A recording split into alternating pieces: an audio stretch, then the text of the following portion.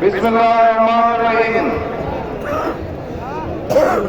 সুন্দরবনের প্রবেশদ্বার রূপসা, ভৈরব, ময়ূর নদীর তীরে জুড়ে অবস্থিত শিল্পনগরী খুলনার বাবরি চত্বরে আজ দল আয়োজিত আজকের এই বিভাগীয় সমাবেশের সম্মানিত সভাপতি, সম্মানিত প্রধান অতিথি, মঞ্চে উপবিষ্ট আট দলের জাতীয় এবং বিভাগীয় নেতৃবৃন্দ, আমার সামনে উপস্থিত মিডিয়ার ভাইয়েরা, আমার সামনে উপস্থিত ইসলাম এবং দেশপ্রেমিক জনতা, সবাইকে জানাই আমার দল জাতীয় গণতান্ত্রিক পার্টি জাসপার পক্ষ থেকে সংগ্রামী সালাম এবং শুভেচ্ছা। আসসালামু আলাইকুম। আজকে যখন এইখানে জনসভা চলছে, আমি শুনছিলাম বিগত 2-4 দিন ধরে কোন দলে কোন নেতা জানি বলছিলেন এই জনসভা মানুষজনকে আসতে দেওয়া হবে না। তাদেরকে বলতে চাই, বাবরি চত্বরে এসে দেখে যান, বাবরি চত্বরে আজকে ইসলামী জনগণ, দেশপ্রেমিক জনগণ একত্রিত হয়েছে নতুন করে ফাঁসিবাদকে জন্ম নিতে দেওয়া হবে না। সংগ্রামী সাথী এবং বন্ধুগণ, এই খুলনা মহানগরে গত বছর 2024 সালে 12টা খুন হয়েছিল। 2025 সালে 11 মাসে ফ্যাসিস্ট হাসিনা মুক্ত বাংলাদেশে তারা 3 গুণ 34টা খুন হয়েছে। হাসিনার আমলে 3 গুণ। গতকাল আদালত চত্বরের প্রকাশ্যে ডাবল মার্ডারের খবর পেয়েছি। আর হাসিনা মুক্ত বাংলাদেশে ওই নতুন করে জেগে ওঠা সন্ত্রাসী সংগঠন বিএনপি খুনের ডাবল সেঞ্চুরি পার করে ফেলেছে।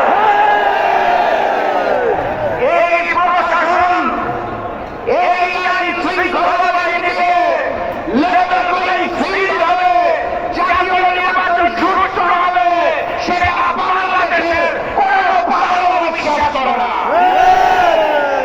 অতএব স্পষ্ট ভাষায় বলতে চাই, জাতীয় নির্বাচন আমরা সঠিক সময় চাই, কিন্তু তার জন্য লেভেল প্লেইং ফিল্ড সৃষ্টি করতে হবে।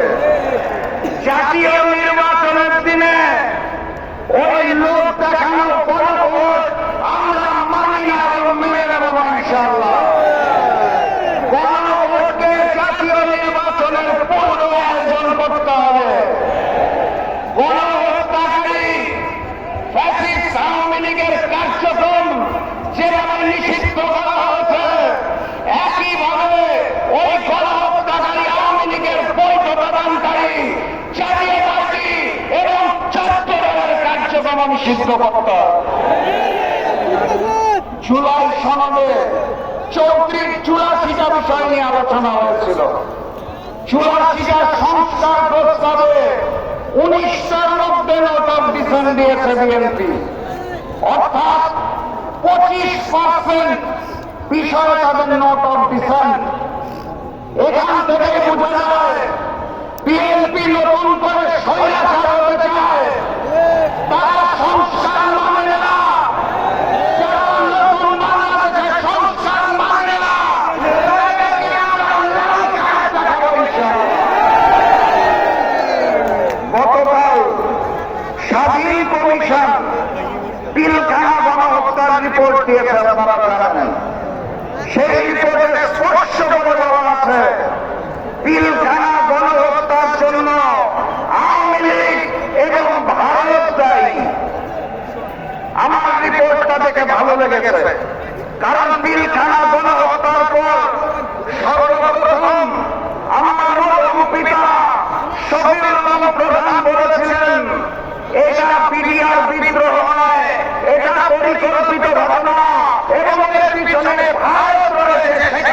হয়েছে, সেখানে গতকাল প্রমাণ হয়েছে। আর একটা সত্য ঘটনা বলতে চাই, 2 বছর আগে পিলখানা গণহত্যা দিবস উপলক্ষে আমরা একটি আলোচনা সভার আয়োজন করেছিলাম। তখন আমাদের দরজা একটা 12 দলীয় জোট ছিল। প্রধান অতিথি হিসেবে এসেছিলেন বিএনপির একজন স্থায়ী কমিটির সদস্য। সেদিন আমি বক্তব্যের মধ্যে ওই হিন্দুস্তানের বিরুদ্ধে কথা বলেছিলাম দেখে বিএনপির স্থায়ী কমিটির সদস্য রাগ করে সমাবেশ থেকে চলে গিয়েছিলেন।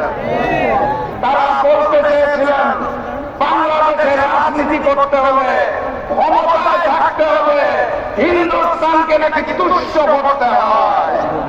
5ই আগস্ট বাংলার জনগণ জানিয়ে গেছে, বাংলার মাটিতে হিন্দুস্তানের আধিপত্যবাদ চলবে না। প্রভু হিসাবে আমরা হিন্দুস্তানকে মানি না।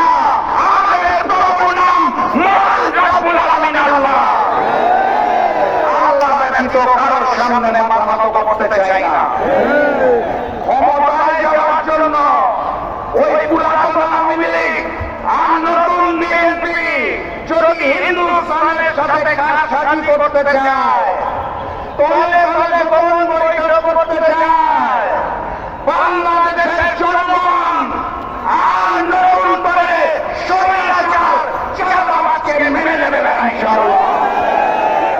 আমার প্রাণ প্রিয় উপস্থিতি, ওরা প্রমাণ হিন্দুস্তানকে, আমরা প্রমাণ আল্লাহকে।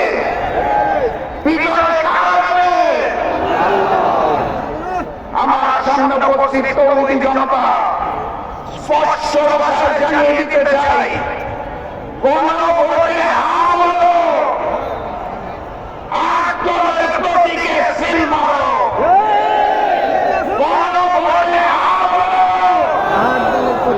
আন্দোলনের প্রতীকে সিল মারো। আমাদের বাংলাদেশ হবে ইসলামের বাংলাদেশ, আমাদের সংসদ হবে কুরআনের সংসদ। ওখানে আল্লাহ ব্যতীত আমরা আর কোন প্রভু মেনে নেব না। হিন্দুস্তানের হিন্দুত্ববাদকে মেনে নেব না। ওখানে ভাষায় নরেন্দ্র মোদীর পরিকল্পনা মেনে নেব না। আওয়ামী লীগ যেভাবে দেশ ছেড়ে হিন্দুস্তান পালিয়েছে, বিএনপিকে বলতে চাই জনতার কাতারে আসুন, না হলে আপনাদেরও পালিয়ে যেতে হবে দেশ। আমি সর্বশেষ ওই স্লোগানটা দিয়ে শেষ করব, যে স্লোগানে হিন্দুস্তানের বুক কাঁপে, পুরাতন জালিম আওয়ামী লীগের বুক কাঁপে, নতুন জালিম বিএনপির বুক কাঁপে। স্লোগান ধরুন, নারায়ে তাকবীর, নারায়ে তাকবীর, নারায়ে তাকবীর। আরো দেখা হবে, আরো কথা হবে ইনশাআল্লাহ। এই স্লোগান দিয়ে বিজয়ের দেশে আমরা ঘরে ফিরব, তার আগে মাঠ ছাড়বে না। বিজয়ের পদযাত্রা শুরু, জীবন অথবা মৃত্যু। আসসালামু আলাইকুম।